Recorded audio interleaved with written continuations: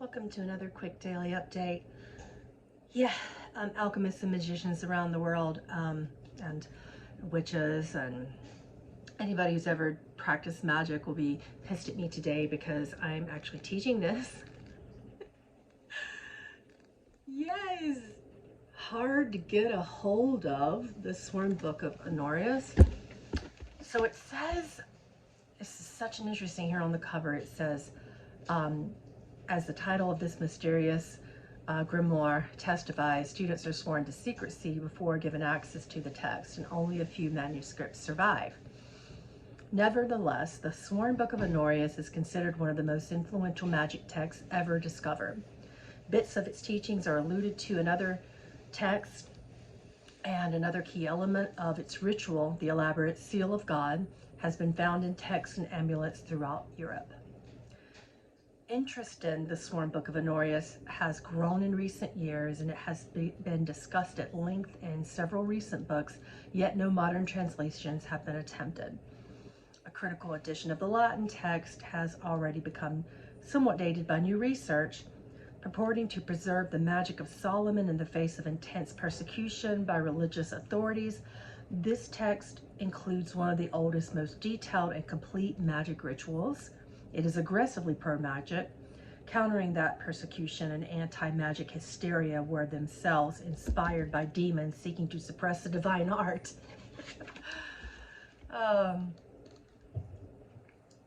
So this was just reading from the cover. This is going to be interesting.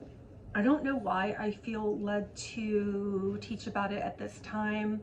I'm only about a third of the way through with it in terms of reading it on my own and digesting it and remembering these sacred seals. But I know that a portion of one of its seals came up in a dream a long time ago, and I began to use it with great results for health in particular, you know, and just divine connection to angelics.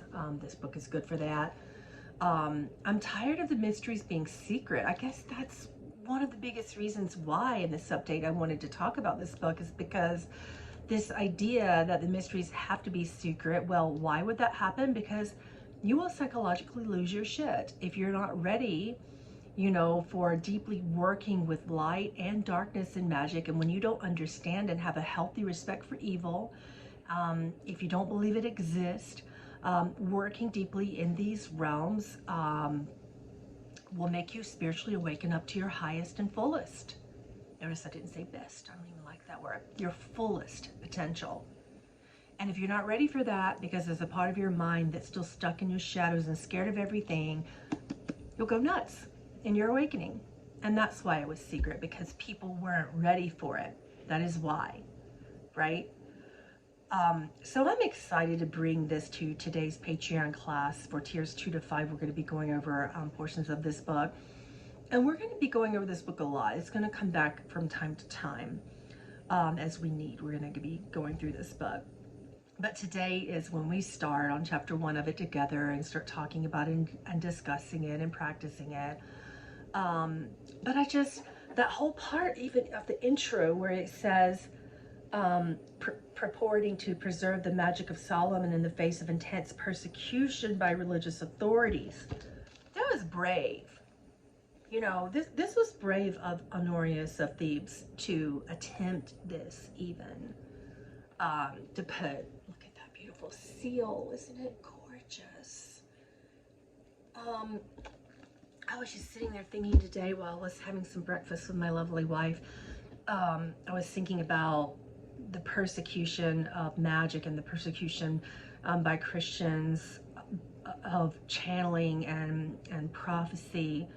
How we so ridiculously are doing that even, I mean, we're in 2022, you know? I was sitting with a friend just yesterday and she said, I'm not going to tell so-and-so about what you do with channeling because she's, you know, a Baptist. And, you know, and I'm like, I just didn't really understand it. And I didn't understand this in my past lifetimes either, the concept of pushing people away because they channel. And even my spiritual teachers said, you know, I will not professionally, I'll teach you, but you don't need much. you're an incredible channel. And she said, I didn't believe in channeling before you.